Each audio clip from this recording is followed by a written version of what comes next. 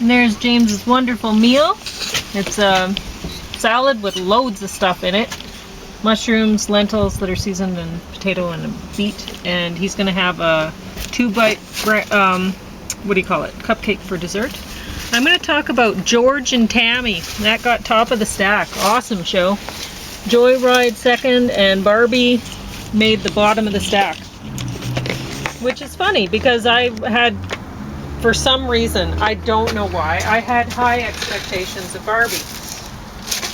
Because, I guess, probably because there's a lot of big names in it. But who played Ken, were you saying? Ryan Gosling. Oh my god. And who's that woman playing Barbie? Margot Robbie. Oh yeah. She doesn't look like Barbie at all. No, she does not. She's not tall either, or at least she doesn't look tall. Well, neither is Ryan Gosling. No, but we'll deal with... But anyway, George and Tammy. So this one is not a movie. It's quite long. It's a 2-disc set. I'm trying to find the time on here, but 310 minutes. So there's they put quite a lot of work into it. The song performances, excellent. The acting, excellent. The story, amazing. There's just so much story there. Pauline kept on reporting all this stuff that was happening when I was kind of like a kid. Like, you would think in 310 minutes, oh, well, the story's going to drag. This is a story about country and western couple. Yeah, well. No, country it does not and western. drag. You know, Johnny Cash was amazing. I think, did he do jail time? He was running drugs across the the border down Mexico way. I think into the United States. He was stunning. I don't know. I think June Carter was his second wife. And Lord only knows how much he cheated on the first wife. Maybe he didn't, but anyway. I think he had problems with alcohol, so on and so forth. Now, a lot of it is the road, you know, like country and western artists. Taylor Swift would be different now. She's too busy going to football games. You know, they'd be doing about 300 dates a year, and that's not dating women or something like that. That's very informal. Pauline will talk about one double date of sorts that George Jones had. But 300 days a year, you know, like touring around and stuff like that, it's a beast of a burden. And, you know, they'd get involved with dope. But that's just it. I mean, Tammy Wynette would have seen a little bit. I mean, she was so starstruck, though, right? She was so in love with George Jones. Yeah. Mm-hmm. Who was a established star, right, when she came out? Yeah. And that's the thing, is she wasn't, right? And honestly, if it wasn't for him, would she have made it? I don't know, right? But she ended up, they said at the end of this that she had 20 #1 hits. 20, I didn't know that. Twice as many as him. Yeah, twice as many as he did. And it started off, the movie started off, I was in love right away because they, and the race is on, and here comes pride in the backstretch. Heartache going to the inside. My tears are holding back and trying not to fall. Something like, I don't know the lyrics. My heart's out in the running for a stretch for another save. The race is on and it looks like heartache, and the winner loses all. And I love that song. I love it. And I'm not a fan of country music generally, but that's an awesome song. Because, well, if you like horse racing at all, which I actually like horse racing, I don't like to admit it, but I would like to go see horses run, because they love running. They love it. And, you know, I don't want to watch chuck wagon race because the horse get hurt. I think they don't mind it too much when they start getting whipped near the end of a race. I don't think they do. I think they're so excited. They'd have so many endorphins going through. They're like, let's make it, come on, you know, like they're just as excited to get to the end as the jockey is. Yeah, one of my favorite sports highlights is Secretariat. I don't think he had to go so far ahead. of the other horses with that. What was that, the Belmont or something like that? Man, that, horses are amazing to watch. I don't think they were even in the camera. So he just seemed to love running, Secretary. And so if you don't get the song, when I first heard the song, I was a teenager. And I'd heard some of George Jones's other songs, but I didn't realize they were from him. My grandpa listened to country and western music. Maybe I heard them from him. I don't know. Yeah, but anyway, I had heard them, maybe just around, right? But I didn't know they were him. And I didn't know that that song that I just sung to you right now, I didn't know that was him either. But I listened to that quite a lot with friends when I was a teenager. When I was 14, at first I was hanging around cowboys quite a bit. And anyway, enough said about that. But Colleen's mentioned a few things. What a bunch of scoundrels. They were actually pretty responsible. So oh, okay. The cowboys were good. Okay. I had a bit of a wild stretch. My age 14 was pretty wild. 15, also quite wild. But anyway, not as wild as George Jones, I don't think. But maybe, I don't know how many people would be. But I wasn't shooting guns off inside the house or anything like that, that's for sure. And George Jones, at least one occasion, was. Yeah. And I don't know if he was actually trying to shoot at Tammy Wynette. Probably not, but Probably he was not. mad. But he was mad, or, well, drunk, you know. And well, some people aren't happy drunks, that's all. Well, that's the thing, and the thing is, if they start doing that, they should be in jail or some sort of institution. Well, he did shoot past a friend's head, and he just missed him. There's another occasion? Yeah, another occasion. Yeah. So guy should be in jail. He had some troubles. And, but, you know, Tammy, she stood by her man. And the thing is, in the end, it's surprising. You'd think with all of his wild behavior, he would have been the one to die young, but he found the Lord, and he ended up living to a ripe old age. I think they said 85.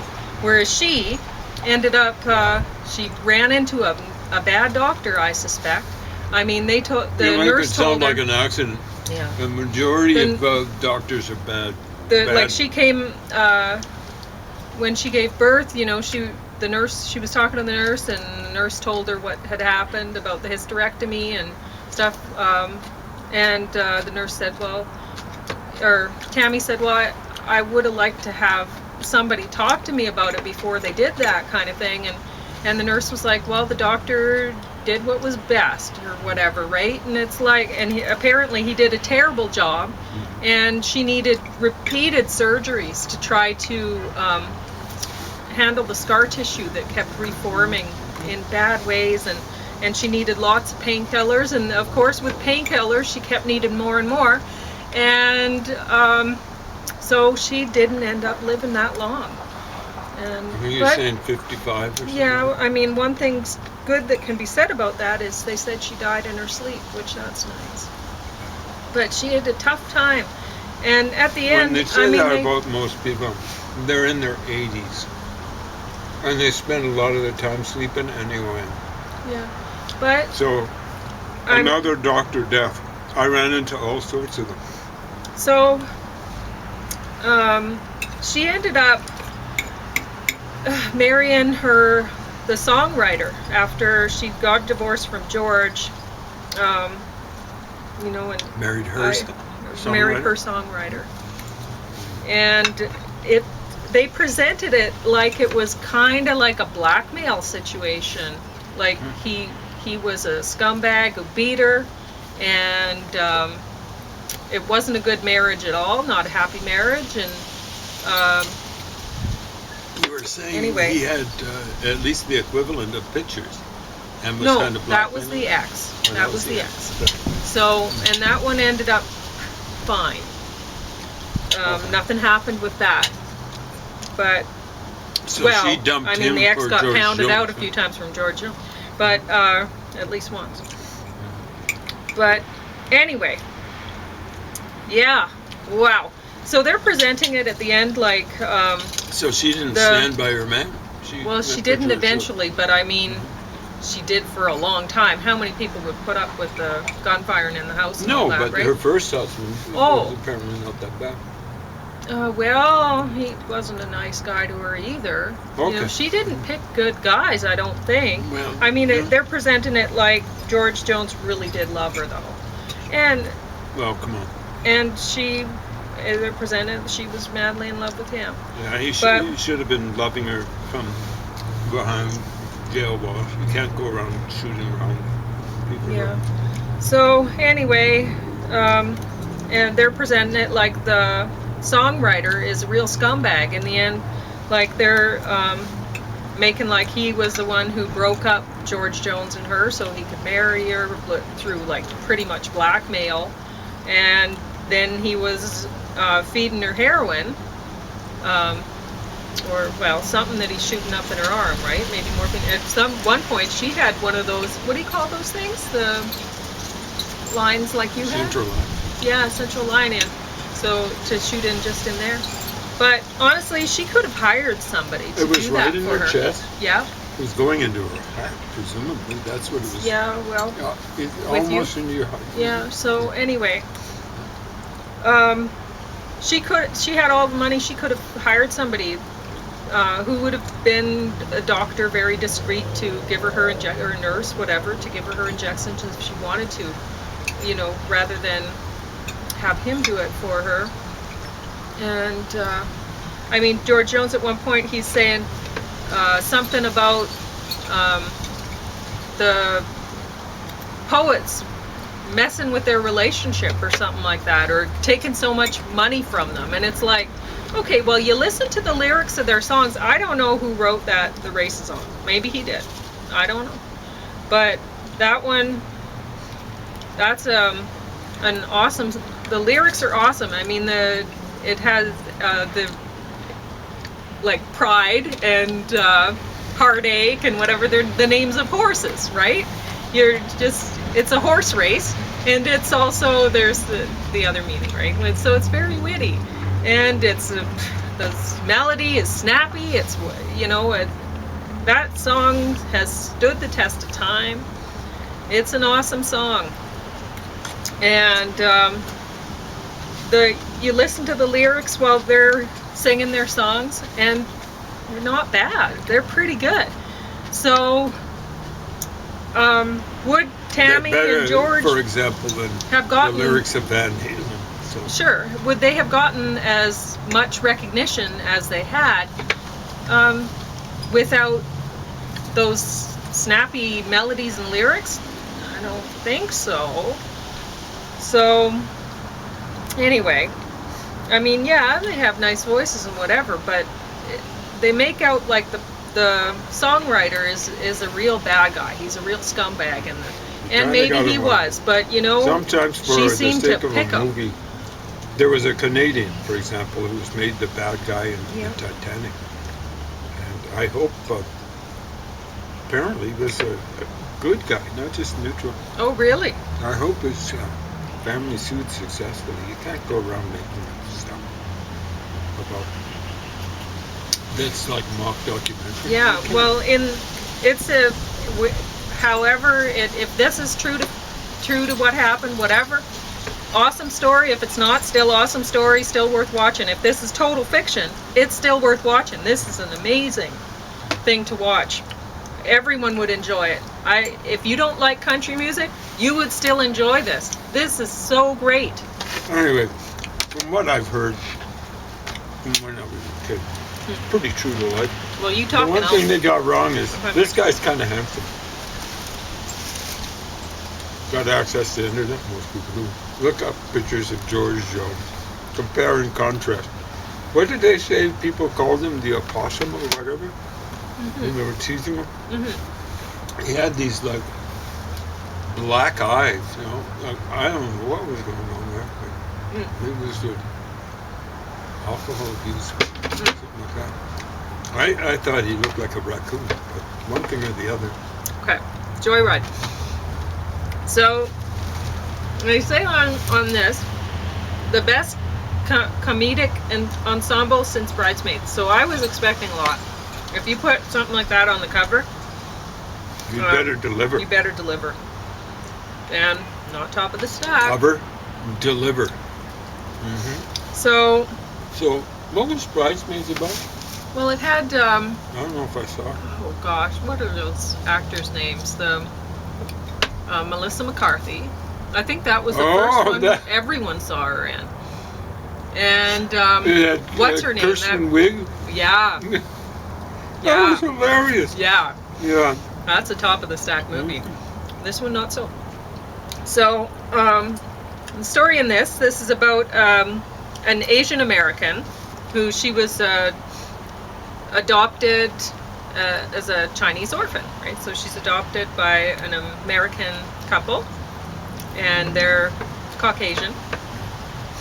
And so her best friend is the only other, well, how they present it. I mean, it would have been exaggeration, right? But the only other Asian girl in her town, but I mean, her age, whatever.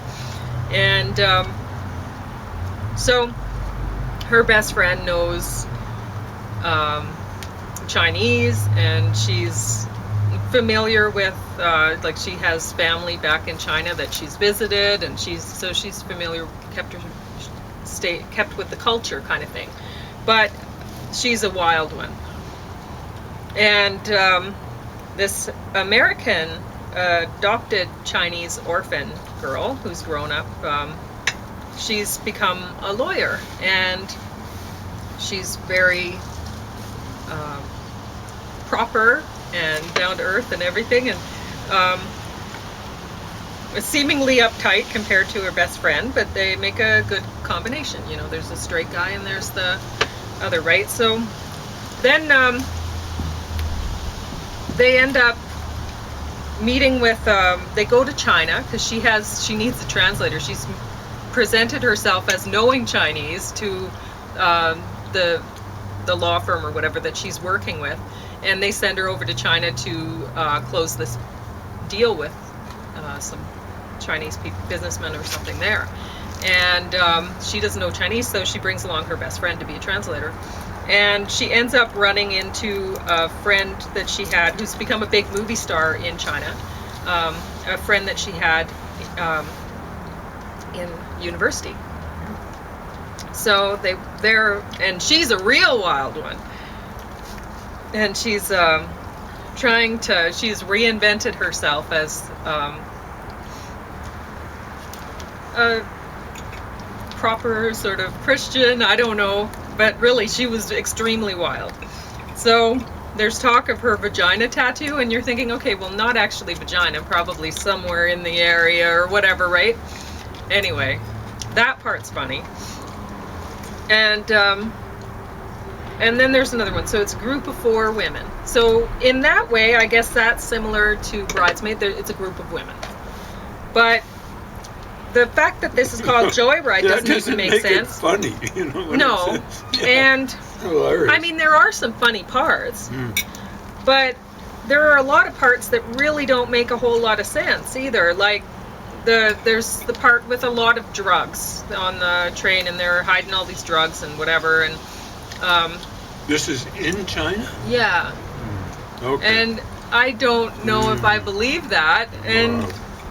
Plus, why would they be doing all these drugs? And then the American girl's like, oh, I want more cocaine or whatever. Why? Why would you? I mean, you're already high or whatever. Why would you want more right away? I don't know. It's not, the whole drug thing wasn't believable. There's too much drugs, and why are they opening up the packages? And why are they, they're trying to hide this stuff in like less than a couple minutes, and it didn't work. And a lot of things in this movie just don't work. They weren't well thought through. Yeah, you've heard this saying, folks, don't try this at home. Don't try that drug thing in China, okay? No, why would anybody? There's all sorts of nifty, shifty, hefty lefties going around saying, the United States has more people in jail than any other country in the world. Oh, have they checked? Like, check with the Chinese authorities, and would they get a straight answer? They've got very strict laws in China, and I don't think people go to jail for long term. And the population, almost, maybe more, but almost 5 times the American population. So are they telling me that come on, people, George Floyd got out after 5 years for a very, very serious crime. I don't know what would have happened to Bozo if he'd done something like that in China. It probably would have been life imprisonment. He was involved in an armed robbery. The story goes he was actually holding the gun. Wow. So don't try something like that in China. Don't do dope anywhere in the world where you don't know what the laws are like. Don't do that stuff in Turkey. Don't do it in a Muslim country. One of the women, she's hidden 8 bags or whatever of cocaine, they say, in her body, and she only manages to get 7 out, and she thinks, well, maybe I miscounted. And then she says, oh my gosh, I just felt it pop. Well, if that happened, I think you'd die. I don't think you'd just feel really high for a while. It'd have to be hospital time. Mm-hmm. Yeah, that's not funny. That's It's not funny. Ridiculous. It makes me think they're trying to kill off, whoever made this movie is trying to kill off young people. I don't know what. But anyway, there's her friends are the story is following this lawyer who's proper, right? And she's trying to track down her adoptive mother while there. And her friends are saying, well, you've never even dated an Asian man, you're not really Chinese, you're American, and this and that, right? They're saying that she's racist about dating Chinese men or something, and it's like, okay, well, there's a reason why there were so many Chinese female orphans available for adoption. You might want to actually look into how women are treated as opposed to men in Asian cultures before you go believing propaganda like this. There's nothing. If I had an adopted Chinese daughter, honestly, I would strongly discourage her from dating an Asian man. A Chinese guy. Yeah, a Chinese guy. No. Or honestly, as handsome as they are, man from India. Well, it's a slightly not necessarily different all men from culture. India, but they've got different attitudes or ways that they think women should behave. But it's not because I'm racist. It's because I've actually looked into the treatment of women there. It's because I'm a feminist. It's a culture. And I wouldn't want my daughter to be treated like that, and I wouldn't want her to have to undergo a lot of abortions to get rid of her female daughters because they're not wanted. Only men are wanted. It's not good. So no, it's not about if you're an Asian girl who's been raised as an American in American culture. It's not racist if you don't want to date somebody who's been raised in an Asian culture, especially, say, Chinese culture, was presented here. I think it's important to understand that there's this conscious effort on the part of nifty, shifty, hefty lefties to confuse race with culture. Yeah. And it won't help them out. They want the majority of people in the democracies to be not white. And what they don't realize is they'll be, like you'll get gay people. Yeah, let's let everyone in. Okay, most of the people in the world don't believe in any sort of rights for gay people. In the Muslim culture, it's a duty, not a right, to die. Okay? They will say otherwise, but that's what's on the books of the law. So, like, oh, let him in. Or feminists, like race trumps feminism every frickin' time. And feminists who raise issues like with other cultures, they're called bourgeois and stuff like that. Oh, they're upper class or middle class and stuff like that. Like feminism should trump culture every time. Every time. It doesn't matter if it's, like it should trump race, frankly. Every other culture has had huge problems with women. Huge problems. We get native cultures here. There's huge separation between what men and women did. Out here, the Blackfoot, the men hunted, and the women, like one woman who taught me Blackfoot for a while, she had this stuff for horses, different colored horses, different terms for different colored horses, not colored horse, like a palomino, I presume means something like pale. So that's kind of like the culture we're dealing with. They had a huge number of terms for horses, not orange horse, it was just orange or something like that. And one of her I think her favorite class was dealing with dishes, like gopher's guts or whatever, and that's good. But that was what women did. They stayed at home, took care of kids, cooked and stuff like that. The guys went out hunted, which was an important thing. They needed hides to dress in, make their tents, all that sort of stuff. But yeah. Okay. All right. So, long story short, this movie is more propaganda than it is movie. It's not, for the comedy to actually work, there has to be quite a lot of believability in a lot of the aspects. Like, don't bring up, oh, I've tried laser tattoo removal and skin grafting and nothing works or whatever. Well, it would work for some parts of it, so don't even try that. It's not convincing. So that makes the joke fall, right? When you have a funny joke and then you put something with it that doesn't work and it just flops. So that didn't work. Barbie. Uh-oh. So this is even worse, apparently. Yeah, bottom of the stack. And it might be that I'd expected more from it. And I don't actually like Margot Robbie. I don't find her beautiful. I know a lot of people do. Her mouth seems a little big. I don't know.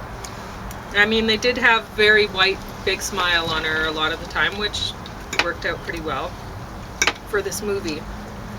But one thing in Barbie Land or whatever, maybe I haven't played with Barbie for a long time, or noticed Barbie, whatever. So maybe I just don't know what they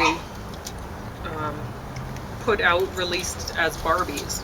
But there's